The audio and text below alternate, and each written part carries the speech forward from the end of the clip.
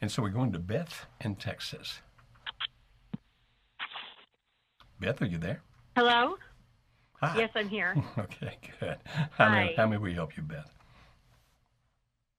I'm sort of in a situation right now, kind of going through another type of affair with my husband. This time it's more emotional, but I did find sexual pictures from the woman. My husband has already got another job lined up 2.5 hours away, close to where the woman lives, and she's still married. And he, I'm sorry, my baby's with me too. It is quite all So we're right. kind of We like chatting over here. we like He babies. just woke up from his nap. Okay. Yes. Okay. So he has an apartment already lined up for October 5th. He's going to be leaving here September 28th. Pretty much, said he was done. He was going to file. He's had it. He's done. He's been talking to her on the phone every night. He feels like, he no longer owes me anything after he said he was done. He doesn't have any accountability to me at all. And like right now he hasn't filed because pretty much I think he doesn't want to go through the battle and obviously finances and everything. And he knows what I would do, have to do the at fault thing. 5 years ago, he confessed to a 7-month of physical affair, emotional and physical. And we got through that, but never really did any real counseling. We saw a pastor a couple times. I was very pregnant with my other daughter, so we didn't really pursue. It wasn't until 2017 that he confessed he was talking to this high school girl, the same one that's in the situation now, high school friend, who actually was involved in his first marriage, and then he ended it with her for the sake of the marriage. Then his ex-wife, at the time his wife, filed for divorce, and then he met me shortly after. And so then we got married. And I really didn't know much about this person except I met her at his high school reunion. He didn't tell me really anything about her. After his confession with the affair in 2014, she texted him, "I miss you." Well, he told me that, and I was like, no, you need to keep this person out of your life. I don't like her. He's telling me about how her husband abuses her and all this other stuff, and I'm like, well, I don't care because this is a situation that is just going to keep you feeling like you need to help her, and this is how we started out. Okay, so he's leaving you now. He's going to move 2.5 hours Yeah. away. He's not going to divorce you because of the financial reasons, is what I've just heard you say. Have you made any kind of arrangements where he will financially take care of responsibility for you and your children? Has that been discussed? Yes, he has talked about that, and he's pretty much been acting like, he didn't care and everything like that. And I started changing my approach with things. I really started working on my pies. I started doing different things like that. Good.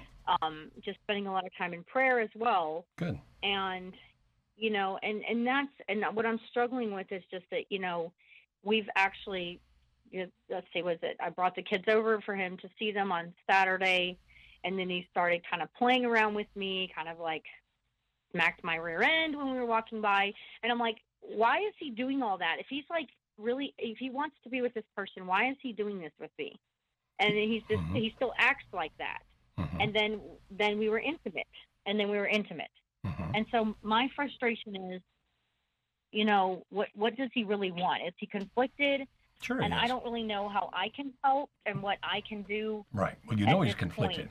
He's conflicted because of the fact that he's going to take a job. He's going to move 2.5 hours away, yet he's still making love to you. Does he enjoy being around his children?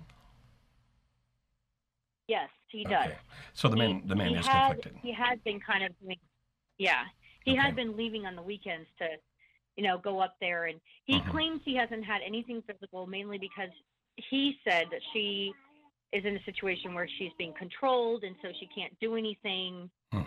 He's maybe gone to see her at his work and stuff like that. So how is it? Yeah, and I'm struggling not confronting her because don't confront her. Really frustrated about this. Please don't confront her.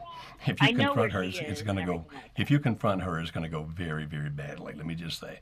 Now, I'm not God. I don't know everything, and so I could be wrong about that. But Kimberly, but he's not. We have faced so many situations over so many years, and we know that that's what's going to happen. Yeah, it won't go. That won't go well at all. So what is it? What is it that we can help you with, Beth? just want to know what else I can do. I've been looking into doing the online course, and then, I was looking at coaching, but then I thought maybe I need to do the online course.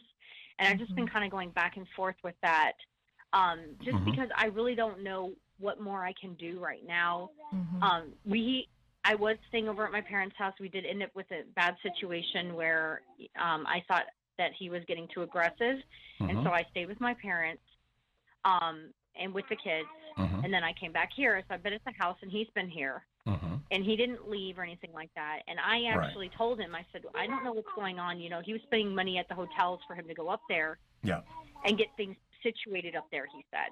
Okay. But I told him, I said, well, I have to take the money away and so we can pay bills still, because I don't know what you're doing.